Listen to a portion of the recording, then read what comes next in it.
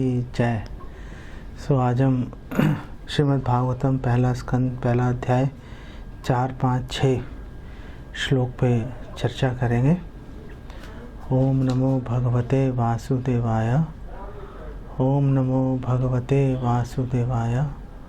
ओम नमो भगवते वासुदेवाय। तो चौथा श्लोक इस प्रकार है। नैमिषे अनिमिष क्षेत्रे ऋषया शौनकादयः सत्रम स्वर्गाय लोकाय सहस्त्र समम आसता। इसका अनुवाद इस प्रकार है। एक बार नैमिषारण्य के वन में एक पवित्र स्थल पर शौनक आदि महान ऋषिगण भगवान तथा उनके भक्तों को प्रसन्न करने के लिए 1000 वर्षों तक चलने वाले यज्ञ को संपन्न करने के उद्देश्य से एकत्र हुए। तो इसको डिस्कस करते हैं।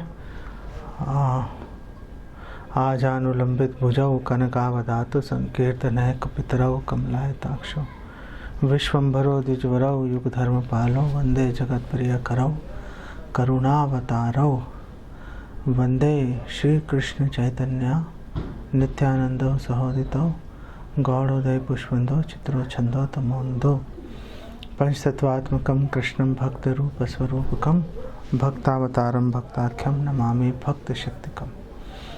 श्री कृष्ण चैतन्य प्रभु नित्यानंद श्री अद्वैत गदाधर शिवासदि गौर भक्त वृंदा। हरे कृष्ण कृष्ण कृष्ण हरे हरे, हरे राम राम राम हरे हरे।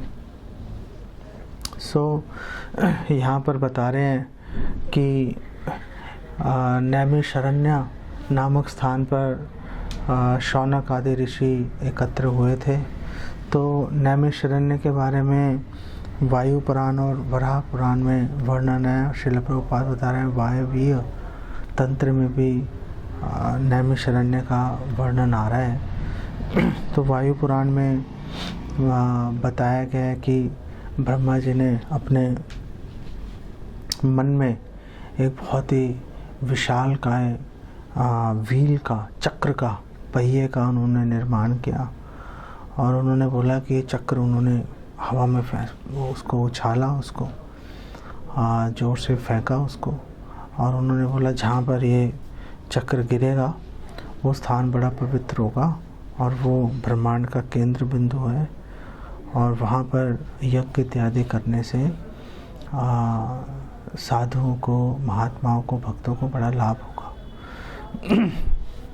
तो जब ब्रह्मा जी ने वो चक्र फेंका तो वो जो चक्र है, वो जो उसका रिम है, रिम को नेमी बोलते हैं और नेमी संस्कृत में बोला जाता है। और वो जो चक्र है शीर्यते, वो नीचे गिरा। कहाँ पर गिरा नीचे? वो जिस एक वन में जहाँ पर गिरा, तो जिस स्थान पर गिरा वन के, उसका नाम नैमिष हो गया। और वन को संस्कृत में आरण्य बोलते हैं, अरण्य। सो नैमिष अरण्य, नैमिषारण्य, तो उस स्थान का नाम नैमिषारण्य पड़ गया। वराह पुराण में वर्णन आता है कि भगवान ने वहाँ पर एक बहुत ही बड़े असुर का वध किया था और असुर का वध करके वहाँ पे एक साधु थे गौरमुख, उनको बोला कि वेल, ये जो राक्षस है वो इस वन में, अरण्य में एक क्षण में मारा गया। निमिष शब्द का अर्थ जो है एक क्षण भी होता है। तो भगवान ने बोला कि क्योंकि एक बहुत बड़ा राक्षस इस स्थान पर एक क्षण में मारा गया, इसलिए निमिष अरण्य, इसका नाम नैमिषारण्य पड़ गया है। और उन्होंने बोला, भगवान ने, कि यहाँ पर जो भी व्यक्ति, यहाँ पर साधु महात्मा भक्त जो भी यहाँ पर आकर तपस्या करेंगे, तो वो अपने जो उनके शत्रु हैं वो क्षण भर में उसको बहुत जल्दी अपने शत्रुओं का नाश कर लेंगे। तो कौन से शत्रुओं का नाश कर लेंगे? ऐसा नहीं है कि आप सारे उठ के चल दो नैमिषारण्य जाने के लिए, अपने पास पड़ोसियों को मारने के लिए कि चलो चलते हैं वहाँ पे शत्रुओं का नाश करने के लिए, ऐसा नहीं। तो श्रील विश्वनाथ चक्रवर्ती ठाकुर क्लैरिफाई कर रहे हैं कौन से शत्रुओं का नाश हो जाएगा। जो शत्रु जो हमें भक्ति में बाधा पहुंचा रहे हैं, जैसे भौतिक इच्छाएं, जैसे हमारा मन है भागे जा रहा है इधर उधर, तो उसको अवरुद्ध करने के लिए, उसको रोकने के लिए नैमिषारण्य में जाएंगे तो वहाँ पर आराम से भक्ति कर पाएंगे। और जो मन हमारा इधर उधर भाग रहा है उसको बेसिकली रोक देंगे। श्रील प्रभुपाद यहाँ पे एक बड़ी महत्वपूर्ण बात बोल रहे हैं। देखो, वायव्य तंत्र में बोल रहे हैं, वराह पुराण में बोल रहे हैं, वायु पुराण में बोल रहे हैं, तो बोल रहे हैं ये सारे चीज़ें आपस में कोई विरोधाभास नहीं आ रहा, सारे आपस में कनेक्टेड हैं ये चीज़ें। इससे ये बात क्लियर होती है कि ये जो श्रीमद् भागवतम है, कई लोग क्लेम करते हैं कि अभी अभी लिखी है, ये कुछ साल पहले लिखी गई है, लोगों ने ऐसे संस्कृत के श्लोक उठा के इकट्ठे कर दिए, उसको बना दिया। लेकिन प्रभुपाद यहाँ पर इस उदाहरण के द्वारा कि अनेक शास्त्रों में वर्णन है इसका, तो श्रील प्रभुपाद बोल रहे हैं कि इससे ये क्लियर होता है कि हज़ारों साल पहले ये ग्रंथ लिखा गया था। ऐसा नहीं है कि अभी किसी ने उठा के औने पौने में इसको क्रिएट कर दिया, और ये पूरी तरह से ऑथेंटिक है। अब प्रॉब्लम क्या हुई कि जब अंग्रेज़ यहाँ पर आए और अंग्रेज़ इंडिया पर कब्ज़ा नहीं कर पा रहे थे, फिज़िकली तो कब्ज़ा कर लिया था लेकिन लोगों के नैतिकता पर कब्ज़ा नहीं कर पा रहे थे। लोग अपने धर्म में उनकी रुचि थी, तो उन्होंने उसको काटने के लिए दो काम किए। पहले तो उन्होंने जो भारतीय जो सनातन संस्कृति के ग्रंथ था उसको माइथोलॉजी बोलना शुरू कर दिया, मनोकल्पना है। अरे तुम्हारे वो बाइबल के अंदर वो आर्क ऑफ नोआ है, वो मनोकल्पना नहीं है। यहाँ पर राम सेतु बना दिया, वो मनोकल्पना हो गई। ये बड़ी अजीब सी बात है। तुम कहते हो कि एडम ईव की तुम स्टोरी सुना देते हो, यहाँ पर अगर भगवान राम की लीलाएं, भगवान कृष्ण की लीलाएं जिसके सबूत, एविडेंसेस मौजूद हैं आज भी भगवान की दया से, आज भी वो पत्थर मौजूद है, इसको आप पानी में डुबाओ डूबेगा नहीं, इतना भारी पत्थर है। अब आप उसकी कोई एक्सप्लेनेशन नहीं दे सकते, कोई कुछ नहीं कर सकते, बस अपने उसको भारतीयों को बोलने के लिए कि ओ ये तो बंदर की पूजा कर रहे हैं, हाथी की पूजा कर रहे हैं, आधा शेर आधा आदमी, पता नहीं क्या चल रहा है, पिछड़े हुए पाषाण युग के लोग हैं, पगान्स उन्होंने नाम दिया इनको, हम शिक्षा देंगे। अरे भाई तुम कहाँ से आ गए? तुम्हें जब बिल्कुल तुम दूध के दांत भी नहीं तुम्हारे टूटे, हम लोग मंत्रोच्चारित विमानों से यात्रा कर रहे हैं, लोग पुष्पक विमान हाथ में है हमारे, और तुम मनोकल्पना कह के और पिछड़ा हुआ कह के तुम उसको चला रहे हो। तो उन्होंने पहले तो माइथोलॉजी उठा के बोल दिया, और इतना दुर्भाग्य है कि भारत में अगर कोई अपने आप को विकासशील, अपने आप को उदार और एडवांस अगर दिखाना चाहता है तो उसकी सबसे पहली क्वालिफिकेशन यही है कि वो भारतीय जो सनातन संस्कृति के जो शास्त्र हैं, रामायण, महाभारत, भागवतम, भगवद गीता, सबसे पहले उसका खंडन करो तो मानेंगे। अरे ये क्या मतलब लॉजिक है कि उसका खंडन करो तो तुम्हें हम मानेंगे? बिल्कुल अजीब सी बात है। वो ये आमिर खान टाइप लोग, ये जो मतलब इनको हिंदू भारतीय जो सनातन संस्कृति है उसके अंदर दोष दुख रहे हैं। अरे तू हवाला पे क्यों नहीं बना रहा भाई पिछड़े? क्या मुसलमान समाज में सब एकदम परफेक्ट चल रहा है? क्या तू ये कह रहा है? और तू अपने आप को समाज सुधारक बताने की कोशिश कर रहा है। टीपू सुल्तान बना दे, टीपू सुल्तान जितने भी ये मुसलमान शासक हैं सबको पता है, एक परले दर्जे के जो है निकम्मे लोग थे। इन्होंने लाखों हिंदुओं को उठा के इन्होंने मार दिया, ब्राह्मणों का सिर काट काट के मीनारे बना दी इन्होंने। तुम उनको जाके बोल रहे हो कि ये हमारे नायक हैं?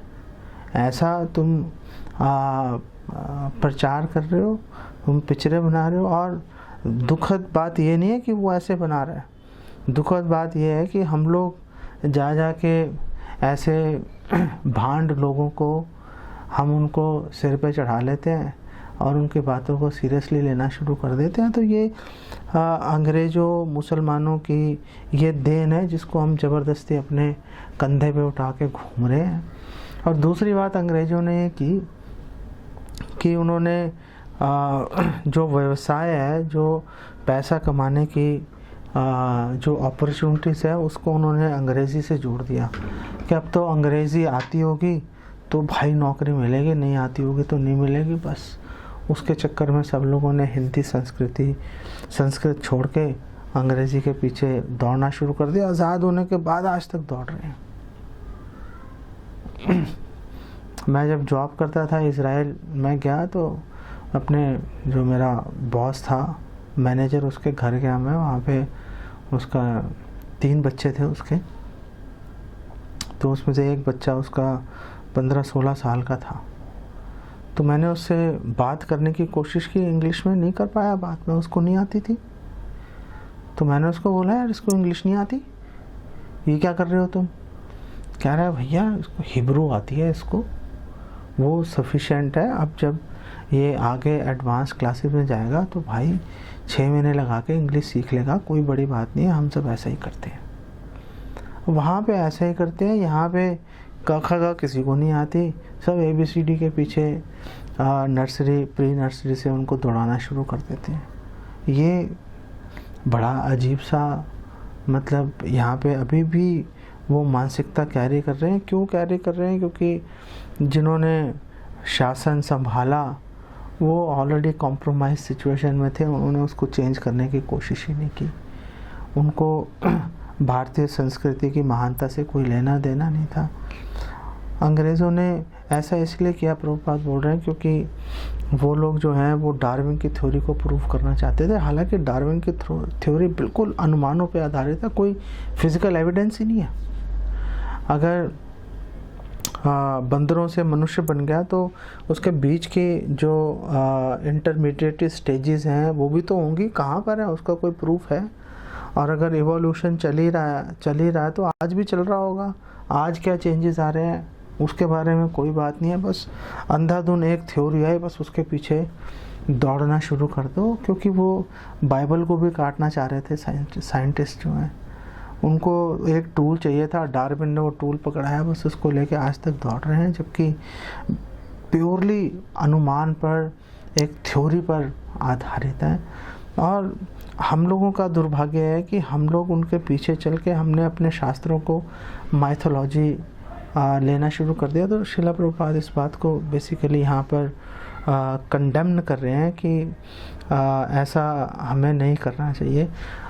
जो वो जितने भी ये साधु शौनक आदि ऋषि इकट्ठे हुए, श्रील प्रभुपाद कह रहे हैं, पहले ये सकाम कर्मी थे बेसिकली, और फिर उस धाम के प्रभाव से, और वो स्क्रिप्चर्स पढ़ रहे थे पुराण आदि, उनके प्रभाव से उनके अंदर जिज्ञासा जागृत हो गई, उनके अंदर आध्यात्मिक जीवन के बारे में जानने के लिए।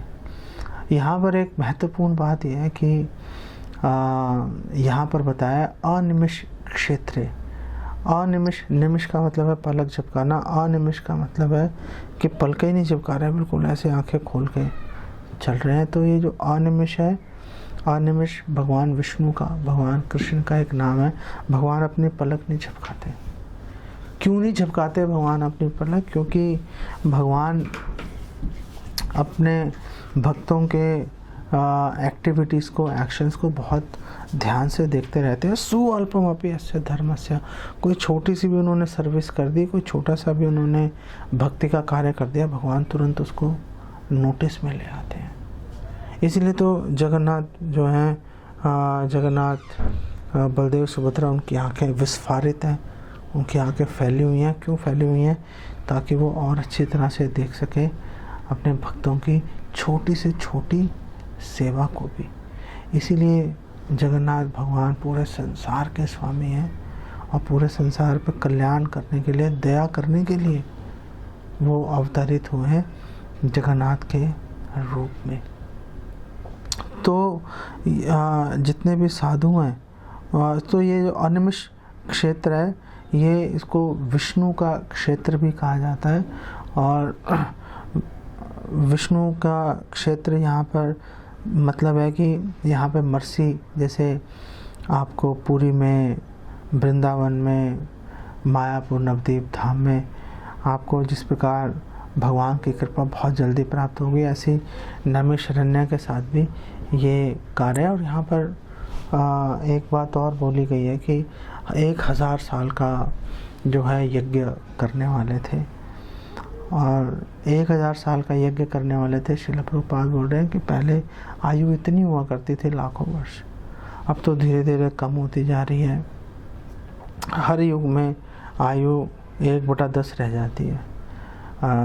सतयुग में 1 लाख थी, तो त्रेता में 10,000 रह गई, द्वापर में 1000 साल रह गई, और जब कलयुग आया तो 100 साल रह गई।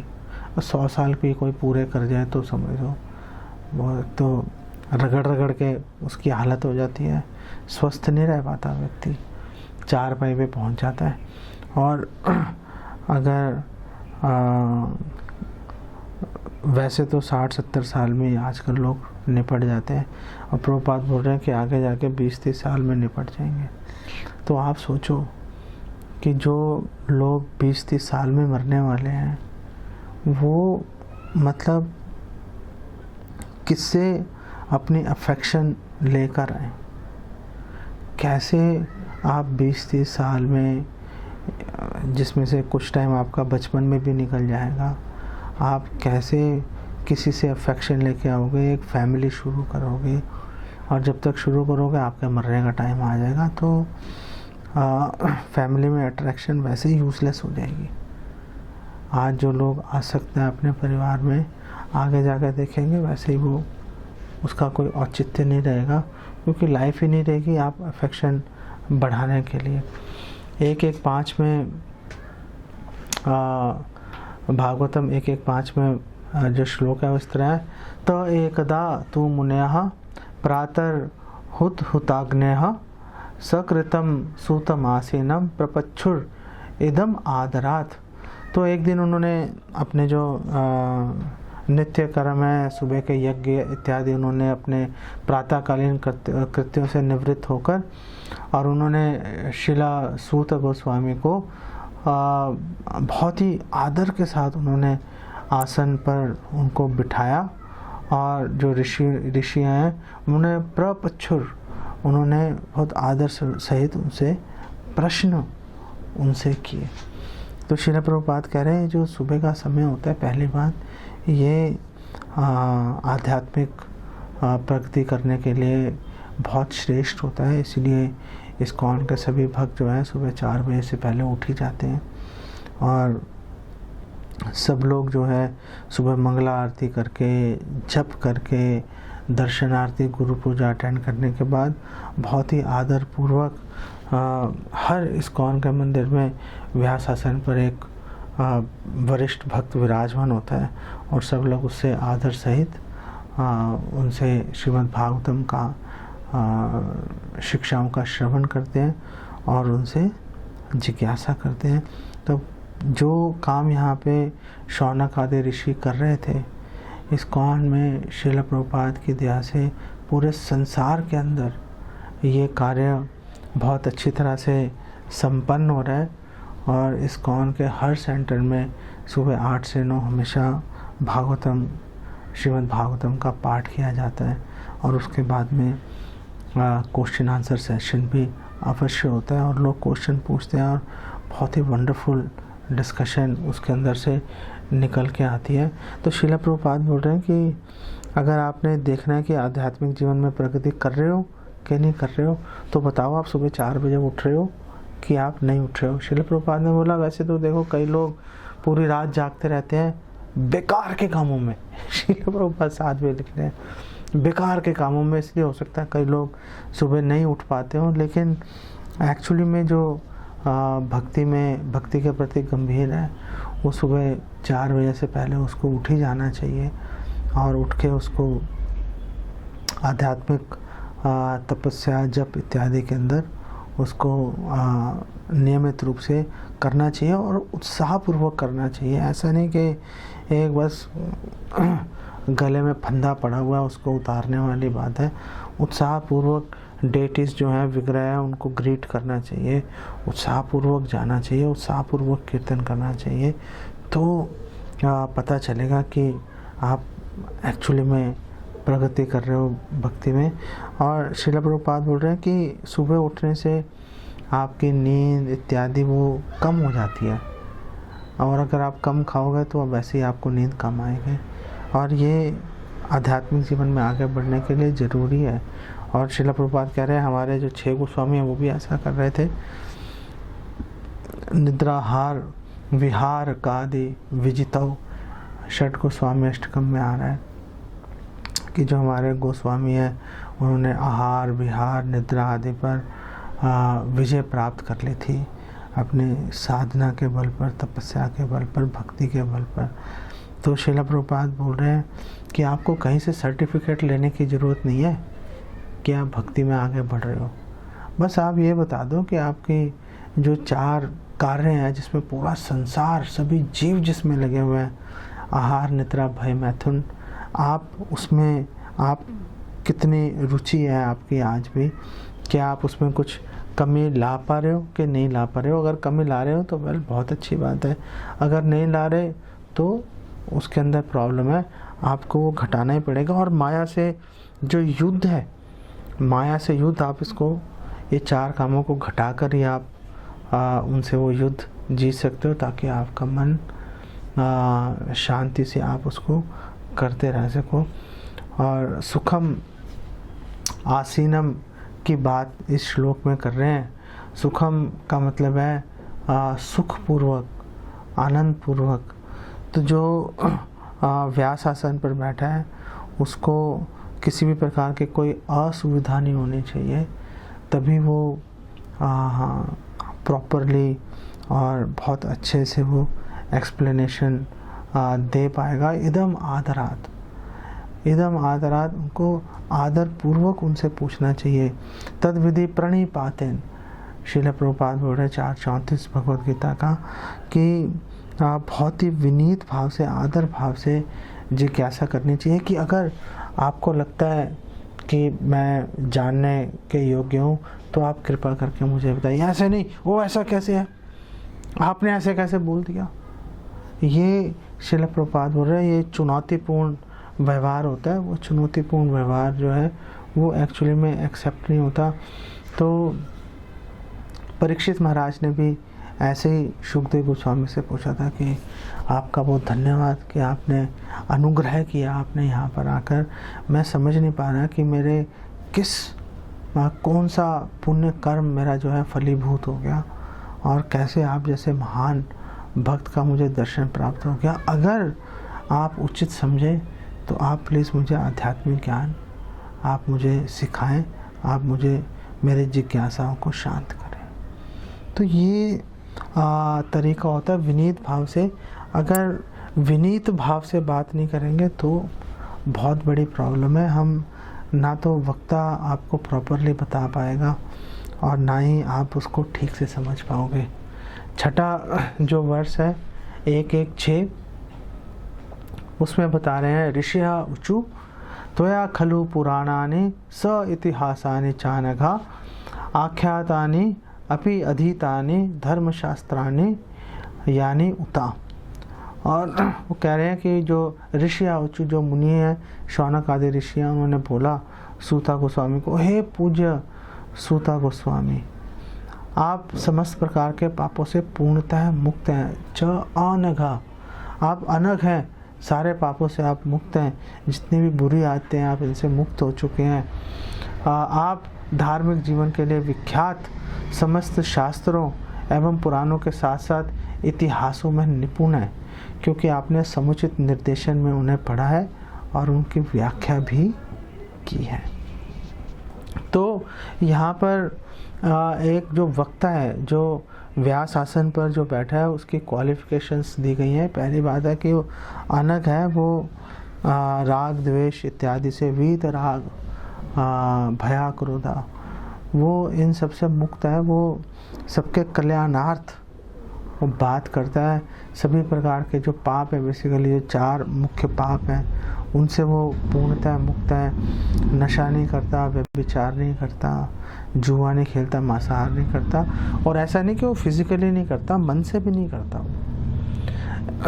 एक बार मन में करना शुरू कर दिया तो समय की बात होती है कि वो एक्शंस में आ जाता है।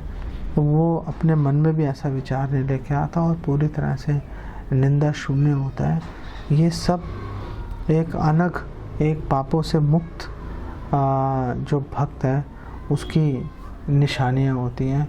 और दूसरी जो क्वालिफिकेशन है कि स्वाध्याय, वो ग्रंथों का उसने गहन अध्ययन किया होता है।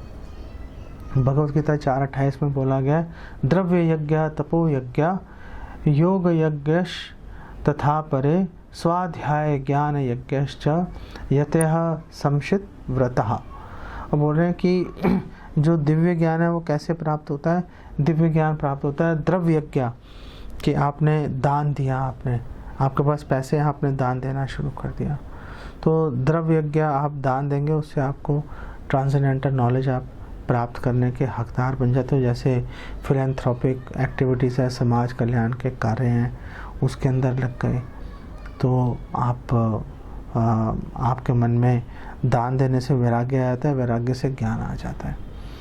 और फिर है तपो यज्ञ, कि जो तप करते हैं, जैसे चंद्रायन व्रत है, चतुर्मास्य है, तो जो इन तरह के व्रतों का पालन करता है उनमें जो है दिव्य ज्ञान, ट्रांसेंडेंटल नॉलेज उनके अंदर प्रकट हो जाती है। फिर योग यज्ञ, योग यज्ञ का मतलब जैसे हठ योग है, अष्टांग योग है।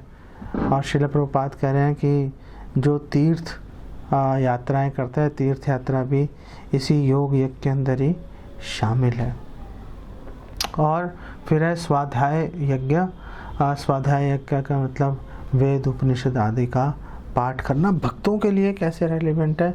भक्तों के लिए आप द्रव्य यज्ञ है कि आप डिवोटिस को दान दीजिए।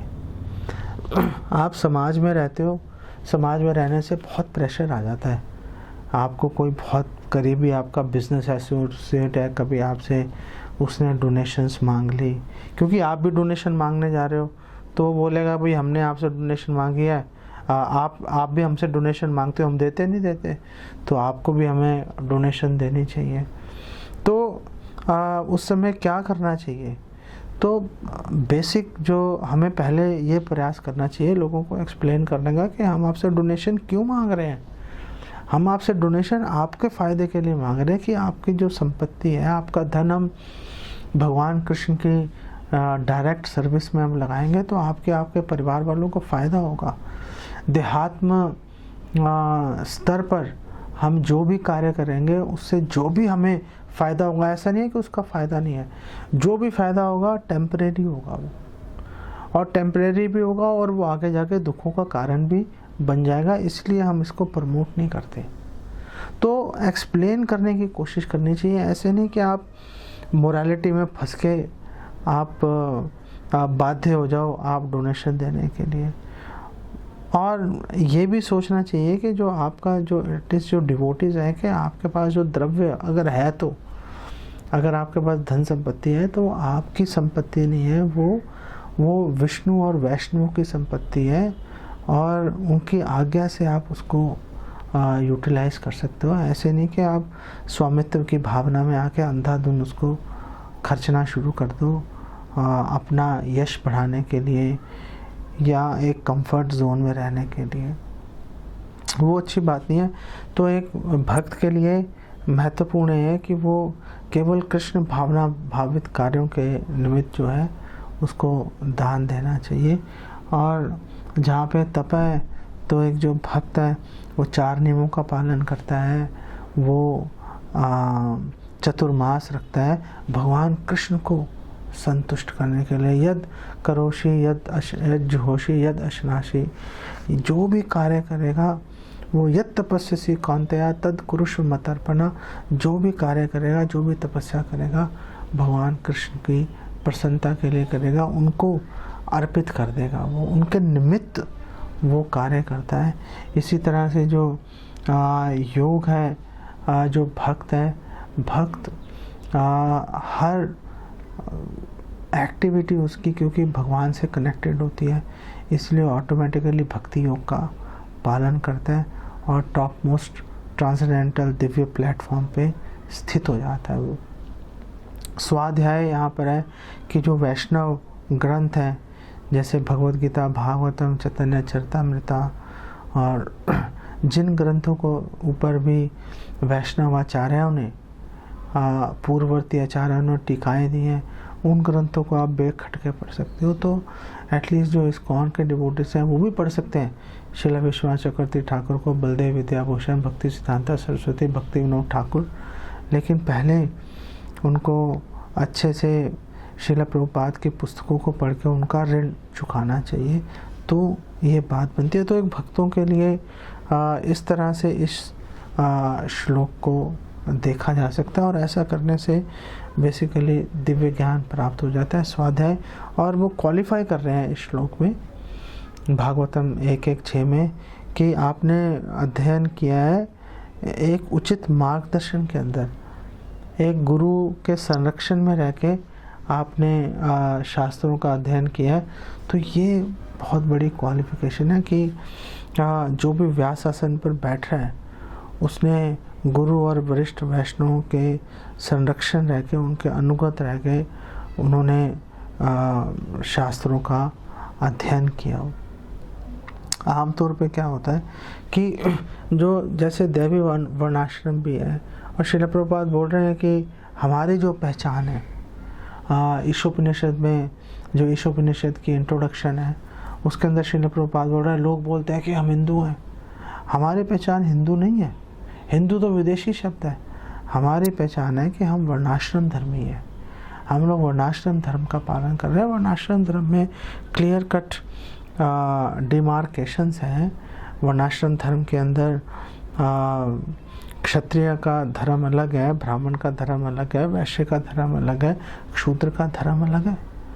लेकिन आमतौर पे क्या होता है, स्पेशली जो ब्राह्मणोचित गुणों का अनुशीलन कर रहा है उसको क्षत्रिय धर्म से दूर रहना चाहिए ताकि वो इंडिपेंडेंट, निर्विकार, निरपेक्ष भाव से वो प्रीचिंग कर सके। लेकिन संस्था के अंदर क्या होता है, अधिकतर मैंने ये देखा है कि लोग क्षत्रिय और ब्राह्मण के गुणों को कंबाइन कर देते हैं आपस में। जो जिसके पास मैनेजमेंट की रिस्पॉन्सिबिलिटी होती है, मैक्सिमम लेक्चर्स वही देगा, हालांकि उसके पास टाइम भी नहीं होता लेक्चर देने का, लेकिन क्योंकि उसके पास अपॉर्चुनिटी होती है अपने पद के चलते, तो वो उस अपॉर्चुनिटी का आमतौर पर मिसयूज़ करता है और प्रॉपर रीडिंग नहीं होने पर भी, क्योंकि उसको कोई रोकने वाला है नहीं, वो उठा के व्यास आसन पर बैठकर वो लेक्चर देता है। और मैंने कई लेक्चर सुने हैं, वो श्लोक बोलने की हद तक श्लोक से कनेक्शन रहता है, श्लोक ख़त्म होता ही वो किसी और दुनिया की उड़ान में चले जाते हैं और लास्ट में बोलेंगे तो इसलिए, और फिर उस श्लोक पे ले आते हैं ना भाई बीच में। वो 40 मिनट कहाँ चले गए, वो 40 मिनट का क्या हुआ उसकी कोई गिनती नहीं रहती।